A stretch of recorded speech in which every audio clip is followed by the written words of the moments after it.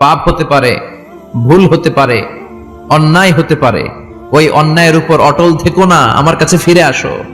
Come to your Lord, তোমার রবের দরবারে ফিরে আসো। ক্ষমার মতো ক্ষমা চাও, ক্ষমার মতো ক্ষমা চাইলে আমি সব ক্ষমা করে দেব। সুবহানাল্লাহ পড়েন। রব্বুল আলামিন বলেন, ইয়া আইয়ুহাল্লাযীনা আমানু তুবু ইলাল্লাহি তাওবাতান নাসুহা।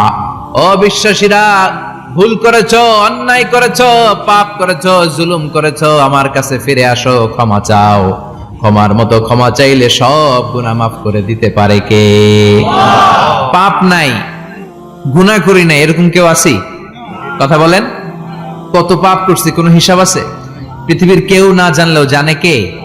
পৃথিবী না জানুক আমি তো জানি, আমি কি পাপ করেছি হায়। আমার পাপের করলে বিচার, বাঁচার আমার নাই উপায়। দয়াময় প্রভু মাফ করো আমায়, মাফ করো আমায়। পড়েন আমিন।